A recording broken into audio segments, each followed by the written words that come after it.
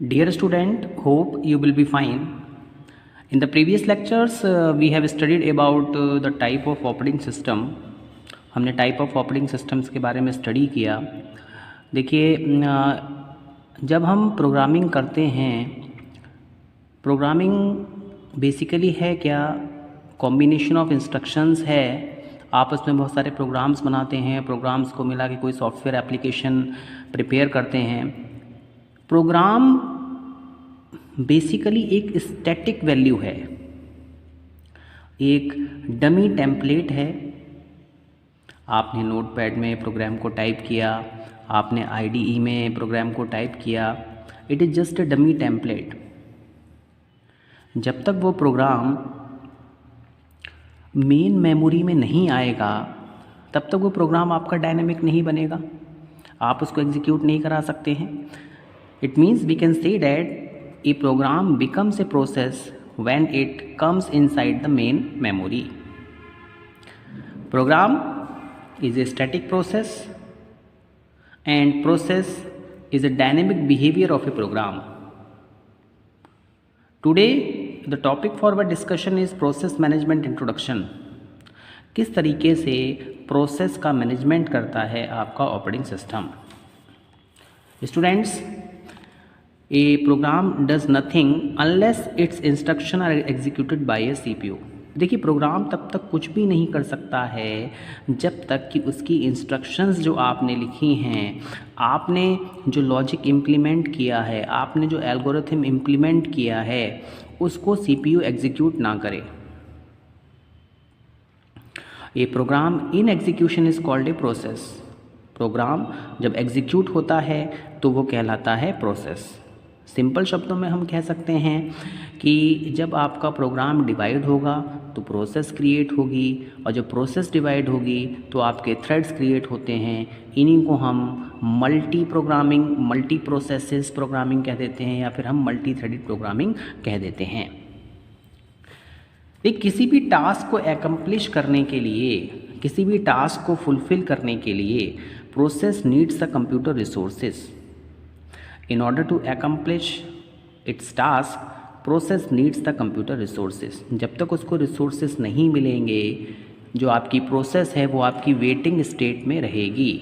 For example, देखिए, मेरे पास में यहाँ पर किसी प्रोग्राम की 3 प्रोसेस हैं. P1 है, P2 है, P3 है. यहाँ पर क्या किया गया, तीनों को रिक्वायरमेंट किसकी है? प्रिंटर की. प्रिंटर बेसिकली क्या है? हमारी एक आउटपुट रिसोर्स है. सपोज़ P1 ने प्रिंटर को एक्वायर किया हुआ है, P2 और P3 को भी प्रिंटर्स की क्या है? नीड है. तो जब तक P1 से ये रिसोर्स रिलीज़ नहीं होगा, तब तक P2 और P3 अपना वर्क फुलफ़िल नहीं कर पाएंगे. इट मीन्स यहाँ पे एक वेटिंग स्टेट आ गई. अब आपका जो ऑपरेटिंग सिस्टम है वो इन सारी थिंग्स को कैसे मैनेज करता है, that we will study. Students, there may exist more than one process in the system which may require the same resource at the same time. जैसे कि मैंने आपको यहाँ पे बताया, हमारे सिस्टम में बहुत सारी प्रोसेसेस होती हैं जो एक समय में सेम रिसोर्स को एक्वायर करने की कोशिश करती हैं. So it is the responsibility of the operating system. ये ऑपरेटिंग सिस्टम की रिस्पॉन्सिबिलिटी होती है कि वो सारे रिसोर्सेज को मैनेज करे, सारी प्रोसेसेस को मैनेज करे, क्योंकि resource is a convenient and efficient way. देखिए, रिसोर्सेज को डिफर्ड करना, रिसोर्सेज को एक्वायर करना, ये इजी प्रोसेस है. तो ऑपरेटिंग सिस्टम सारी की सारी प्रोसेसेस को मैनेज करता है. वो प्रोसेस को मैनेज करता है, रिसोर्स को एक्वायर करता है, रिसोर्स को रिलीज़ करने में हेल्प करता है. अब स्टूडेंट्स, जो हमारा ऑपरेटिंग सिस्टम है वो कौन कौन सी एक्टिविटीज़ को परफॉर्म करता है. देखिए, सबसे पहले scheduling process and threads on the CPU. जो भी आपका प्रोग्राम है वो प्रोसेस में डिवाइड होगा, प्रोसेस को शेड्यूल किया जाएगा कि कौन सी प्रोसेस को CPU पहले टाइम देगा, कौन सी प्रोसेस को CPU बाद में टाइम देगा, कौन सी प्रोसेस आपकी वेटिंग स्टेट में है, कौन सी प्रोसेस आपकी इस समय रन कर रही है, कौन सी प्रोसेस को किसी रिसोर्स की रिक्वायरमेंट है, या कौन सी प्रोसेस ने कोई रिसोर्स रिलीज़ किया। ठीक है, तो ये शेड्यूलिंग जो होती है वो आपका ऑपरेटिंग सिस्टम क्रिएट करता है। Second point, creating and deleting both user and system processes.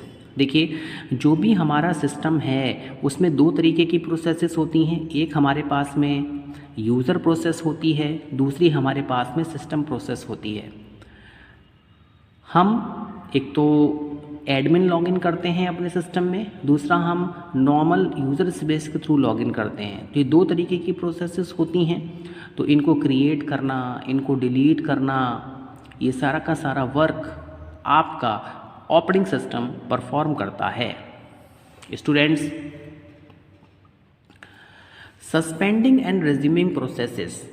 देखिए, कौन सी प्रोसेस को सस्पेंड करना है, मीन्स कौन सी प्रोसेस को टर्मिनेट करना है, कौन सी प्रोसेस वेटिंग स्टेट में जाएगी, कौन सी प्रोसेस इस समय रन करेगी, या कौन सी प्रोसेस इस समय वेटिंग स्टेट में है, उसको रिसोर्स, जिस रिसोर्स की उसको रिक्वायरमेंट थी वो रिसोर्स अभी क्या है, अवेलेबल है।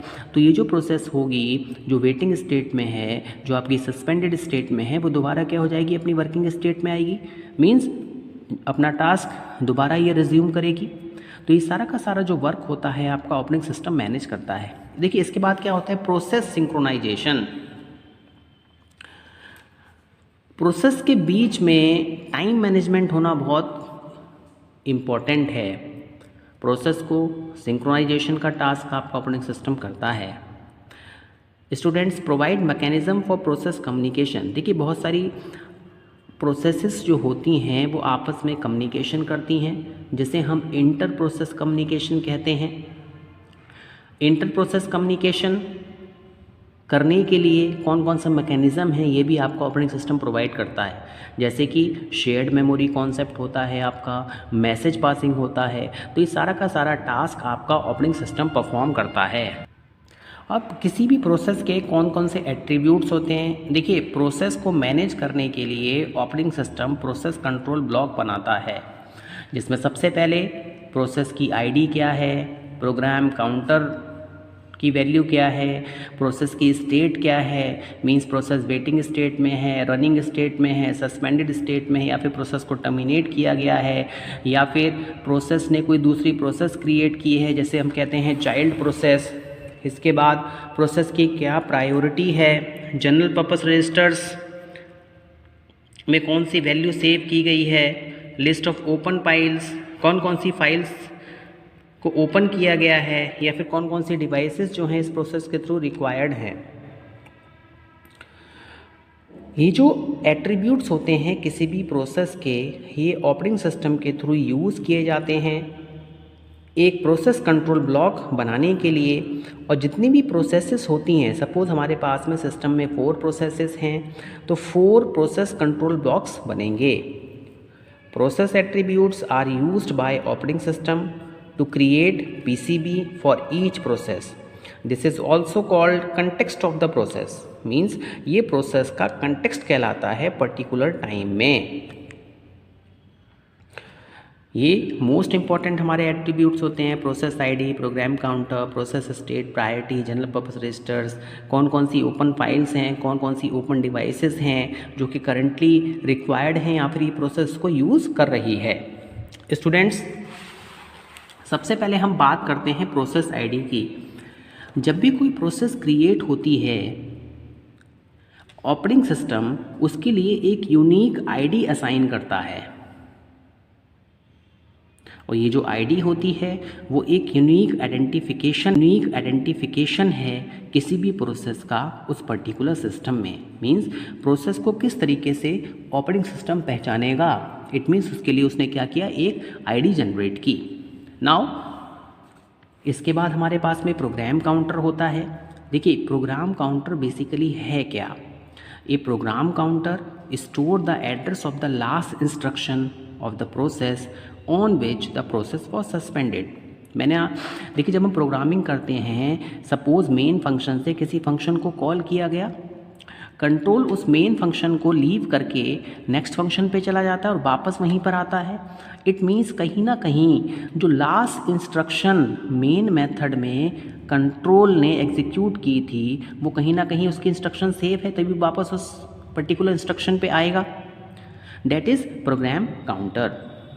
The CPU uses this address when the execution of the process is resumed। CPU जो होता है उस एड्रेस को सेव करता है जो कि प्रोग्राम काउंटर में सेव है, उसको यूज़ करता है ताकि वो एग्जीक्यूशन कर सके प्रोसेस का, जिसको कि दोबारा अपना टास्क रिज्यूम करना है। स्टूडेंट्स, इसके बाद प्रोसेस स्टेट। प्रोसेस स्टेट आपको ये बताती है कि प्रोसेस के क्रिएशन के बाद में उसके कितना टास्क अपना कंप्लीट कर लिया है। क्या वो न्यू प्रोसेस है या फिर एग्जीक्यूशन के लिए उस प्रोसेस का रेडीनेस हो गया है, प्रोसेस आपकी रन कर रही है या फिर प्रोसेस वेटिंग स्टेट में है। ये सारा का सारा रिफ्लेक्शन आपका प्रोसेस स्टेट आईडी से हमें पता चलता है। नाउ स्टूडेंट्स, इसके बाद हम बात करते हैं प्रायोरिटी की। Each process has its own priority. जितनी भी प्रोसेसेस होती हैं उन सब की अपनी प्रायोरिटी होती है। The process with the highest priority among the processes gets the CPU first. ऐसी प्रोसेस जिनकी प्रायोरिटी ज़्यादा होती है उनको CPU पहले मिलता है और इसकी पूरी की पूरी जो इन्फॉर्मेशन होती है वो आपकी प्रोसेस कंट्रोल ब्लॉक में सेव होती है। मींस प्रायोरिटी इन्फॉर्मेशन भी प्रोसेस कंट्रोल ब्लॉक में सेव की जाती है। स्टूडेंट्स, इसके बाद हमारे पास में क्या है, हमारा जनरल पर्पस रजिस्टर्स। देखिए, every process has its own set of register. जितनी भी प्रोसेसेस होती हैं वो कहीं ना कहीं डेटा को होल्ड करती हैं। कोई वेरिएबल की वैल्यू है, कोई कांस्टेंट की वैल्यू है, तो इन सबको होल्ड करने के लिए कहीं ना कहीं उनको मेमोरी की रिक्वायरमेंट होती है। तो जितनी भी प्रोसेसेस होती हैं वो CPU के रजिस्टर्स को यूज़ करती हैं। और CPU हमारे पास में बहुत टाइप्स के रजिस्टर्स होते हैं, जैसे एक्यूमुलेटर रजिस्टर्स हैं, जनरल पर्पस रजिस्टर्स हैं। तो जो हमारे जनरल पर्पस रजिस्टर्स होते हैं CPU के इनसाइड, वो रजिस्टर्स आपका प्रोसेस यूज़ करती है। Now list of open files and devices. During execution every process uses some files.